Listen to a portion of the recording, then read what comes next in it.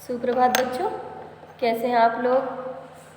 बच्चों, आज हम लोग पढ़ेंगे हिंदी में पाठ 18 चंद्रगुप्त, जिसके लेखक हैं छायावाद के प्रमुख स्तंभ जयशंकर प्रसाद। इन्होंने बहुत सारी कहानियाँ लिखी हैं, उपन्यास लिखे हैं, ठीक है। और इन्हीं का है यह कहानी बालक चंद्रगुप्त। चंद्रगुप्त और स्कंदगुप्त नाम से इन्होंने नाटक भी लिखे हैं, लेकिन यह छोटी सी कहानी है बालक चंद्रगुप्त, जो चंद्रगुप्त के बचपन से बड़े होने तक की इसमें कहानी है कि किस तरह से चंद्रगुप्त अपनी निर्भीकता और सूझबूझ से कठिन कार्य को भी आसान बना लेते हैं, ठीक है। अब हम सुनते हैं कहानी बच्चों। पाटलिपुत्र में मौर्य सेनापति का साधारण सा घर था, है ना। सम्राट महापद्म नंद के अत्याचार से मगध कांप रहा था। मौर्य सेनापति के बंदी हो जाने के कारण उनके कुटुंब का जीवन बड़े कष्ट से बीत रहा था। एक बालक उसी घर के सामने खेल रहा था। कई लड़के उसकी प्रजा बने थे और वह राजा बना था।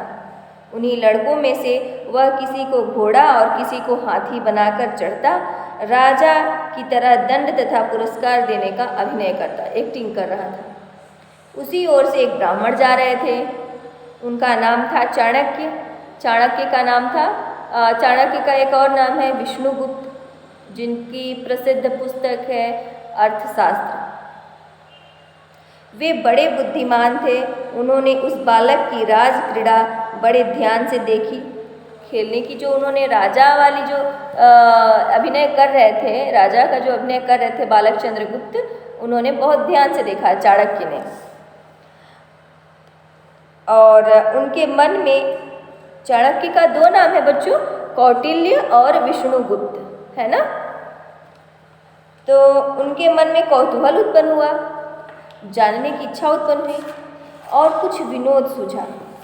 उन्होंने ठीक ब्राह्मण की तरह उस बालक राजा के पास जाकर याचना की, राजन, मुझे दूध पीने के लिए गऊ चाहिए।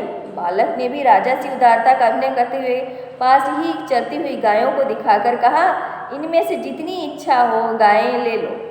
ब्राह्मण ने हंसकर कहा, राजन, ये किसकी गायें हैं। वह मारने लगे तो बालक ने ऐसा एकदम गर्व से छाती फुलाकर कहा, किसका साहस है जो मेरे आदेश को न माने। मैं राजा हूँ, मेरी आज्ञा अवश्य मानी जाएगी।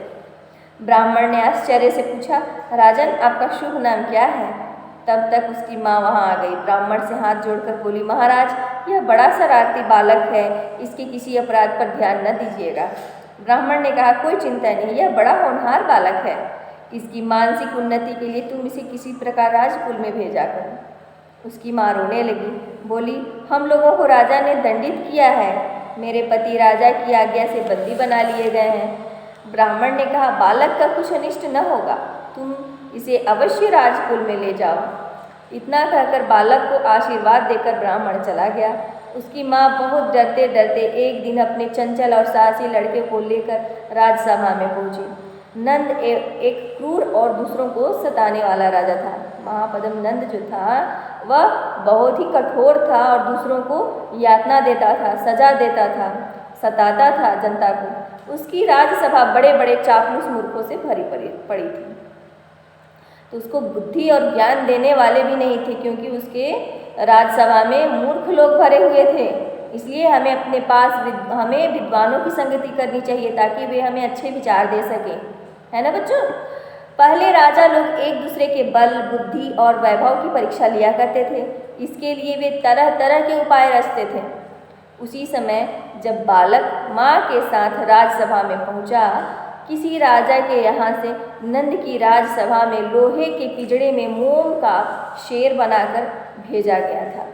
उसके साथ यह कहलाया गया था कि पिंजड़े को खोले बिना ही सिंह को निकाल लीजिए, है ना बच्चों। सारी राजसभा इस पर विचार करने लगी, पर उन मूर्ख सभासदों को कोई उपाय नहीं सूझा।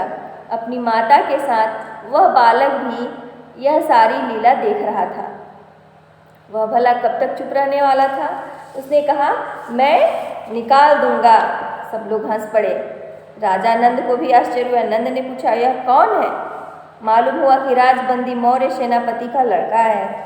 फिर क्या था, नंद क्रोध से आग बबूला हो उठा, बोला यदि इसे न निकाल सकेगा तो तू भी इस पिंजड़े में बंद कर दिया जाएगा। उसकी माता ने देखा कि यह विपत्ति कहाँ से आ गई, परंतु बालक निर्भीकता से आगे बढ़ा और पिंजड़े के पास जाकर उसको भली भांति देखा। फिर लोहे की शलाकाओं को गर्म करके उस सींग को पिघलाकर पिंजड़े को खाली कर दिया, क्योंकि वह तो मोम का था ना। जब वह लोहे की जो जंजीरें लगी हुई थी पिंजड़े में, जब उसे वह गर्म किया तो वह जो मोम था वह पिघल गया। सब लोग चकित रह गए, सब आश्चर्य में पड़ गए। राजा ने पूछा तुम्हारा नाम क्या है? उसने कहा चंद्रगुप्त। फिर राजा ने प्रसन्न होकर उसे तक्षशिला के विश्वविद्यालय में पढ़ने के लिए भेजा। चंद्रगुप्त को तक्षशिला के विश्वविद्यालय में पढ़ने के लिए भेजा। आगे चलकर यही बालक उसी ब्राह्मण चाणक्य की सहायता से चक्रवर्ती सम्राट चंद्रगुप्त मौर्य बना और ईसा से 321 वर्ष पहले वह मगध में पाटलिपुत्र के राज सिंहासन पर बैठा। अपने बाहुबल से उसने सिकंदर के यूनानी साम्राज्य के आतंक से भारत को मुक्ति दिलाई। तो बच्चों, इस कहानी से हमें शिक्षा मिलती है कि हमें बिना डर के निर्भीकता से, सूझबूझ से कठिन परिस्थितियों को भी हम आसान बना सकते हैं। ठीक है, थैंक यू।